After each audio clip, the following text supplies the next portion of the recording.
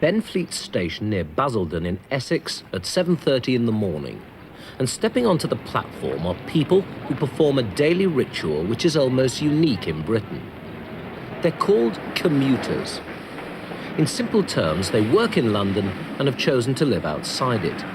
To them, commuting is merely a routine chore with the kind of aggravations you'd expect. Do you like commuting? No, I don't. I loathe it. Do you? Particularly on this railway with the sort of service that we get. I see. What are you going to do now? Read your paper or what? In case I have to, there's nothing else to do. Have a nice journey.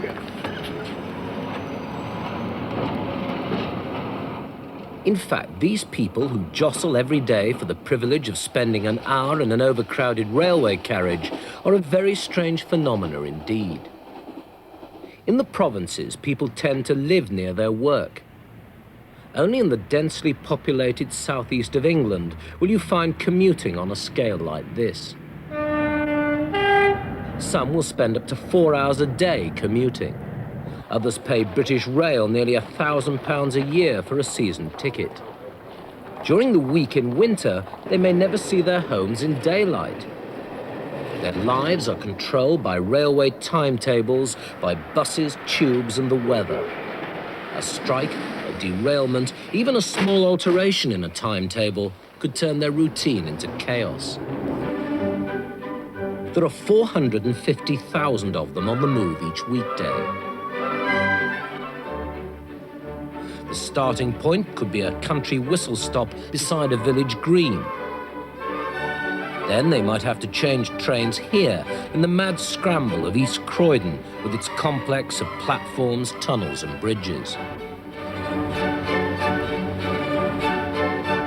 They all end up at one of the 14 main London stations. At Waterloo, the morning rush begins at 7 with a trickle which builds up until the platforms are bursting with people. The relationship between commuters is a complex business. On a busy station like this, people jostle against each other in their thousands, but they rarely remember a face or pass the time of day. Waterloo is one of the busiest stations in Britain.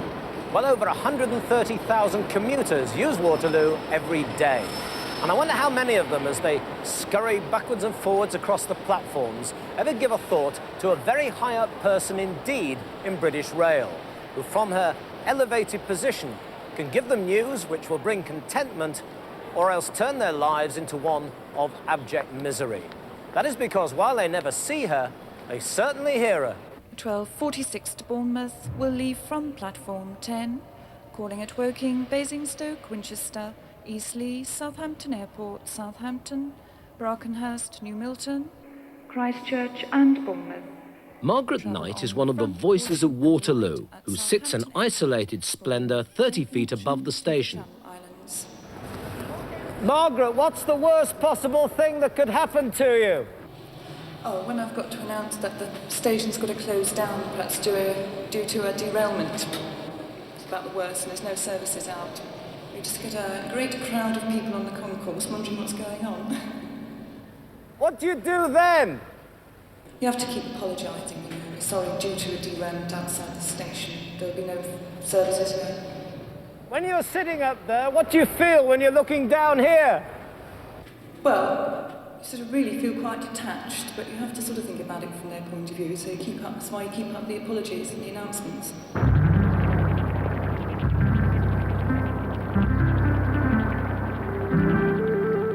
But elsewhere, commuting can mean membership of a kind of club. This is East Farleigh Station in the middle of the Kent hopfields.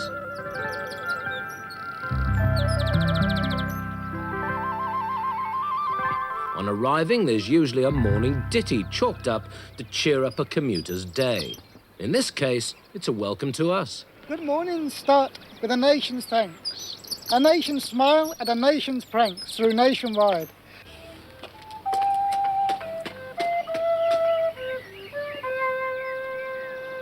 The John Betjeman of Platform 2 is Spud Murphy, who writes odes, ditties and books about his commuters. Morning, Spud. How are you? I don't know if you'd like some. Oh, Me? With a peculiar uniqueness among the staff of British Rail, Spud, who's the boss of East Farley, seems to adore his customers. Thanks very much, Bud. His daily pleasure is easing the strain of travelling. Are you keeping all right? Yeah. Morning, Bud. Morning, Diane. Oh, Spud. Thank you very much. Hello, Kev. Good morning, Gov. Lovely morning again. Here comes Jill and Andrew. Oh, Mrs. Brown. Hello there. Morning. Come on, glad you got your tie on, Gov. So this is the tie that he ordered up, about 100 of them, I believe, some time ago. The specially designed tie is the emblem of Spud's Commuters Club. It's a change from going up to For London. membership, all you need to do is to catch a train each morning and allow yourself to be mothered on the way. And who's responsible for that? Spud. There are magazines and papers laid out and brought from the newsagent by Spud. He pays for the little extras himself. The buttonholes for the men, the posies for the women. And he knows all his commuters by name. There's little things for you which you wouldn't expect on, how shall I say, bigger stations. He even keeps ties if you forget your tie in the morning, and Wellington boots and heaven knows what else, yes, and hot coffee in the winter when there's snow on the ground. I see. Excuse me, I've got to get my train. We're all getting it.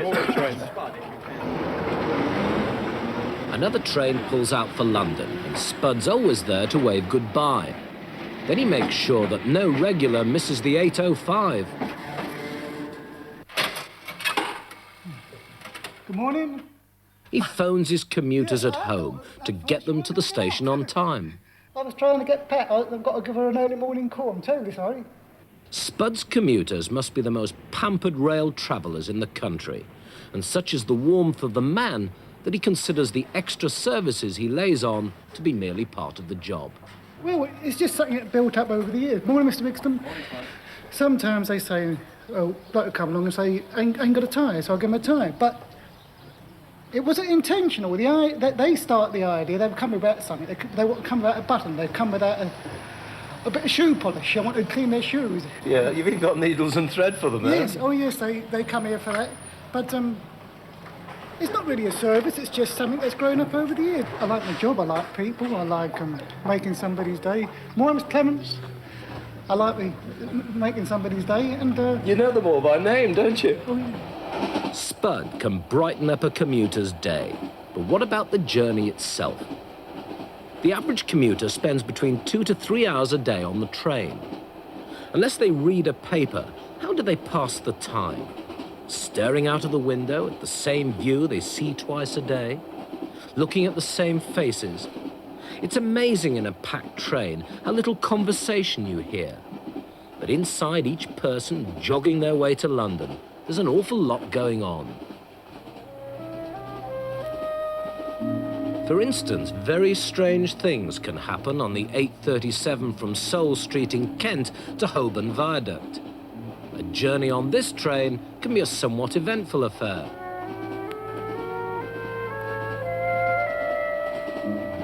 In the first-class compartment, dark deeds are being plotted.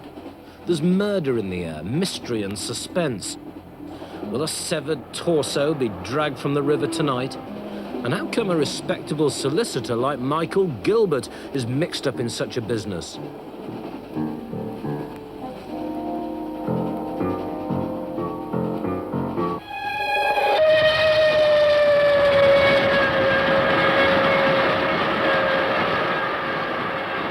Well, it comes from his imagination. Michael's a part-time whodunit writer.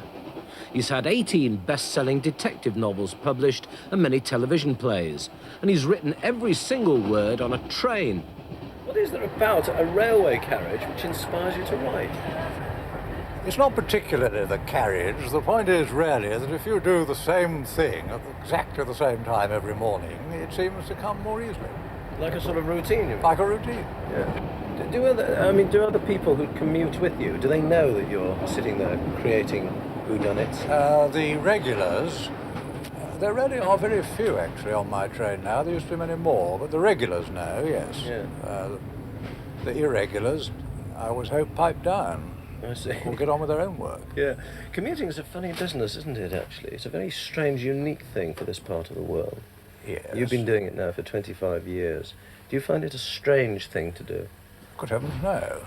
I find it a perfectly natural thing to do. In fact, I believe if I retired, you know, I'd have to find a railway journey every morning.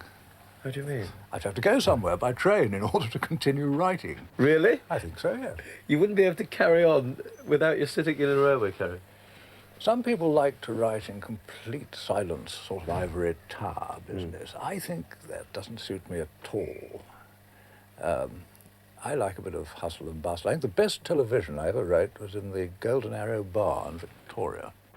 It seems that having to commute en masse hides the individuality of people.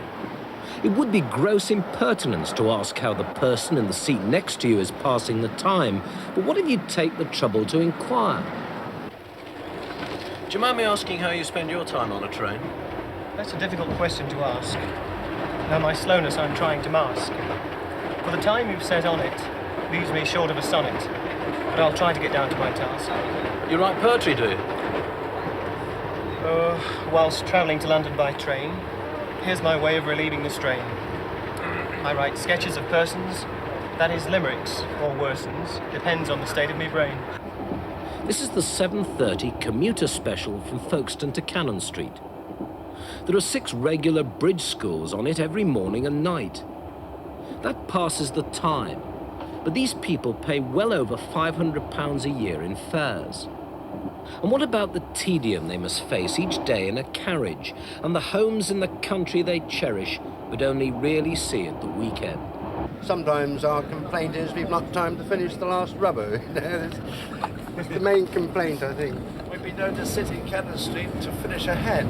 We shall finish up. Oh, we have. We shall finish up in the sidings one morning, I know that.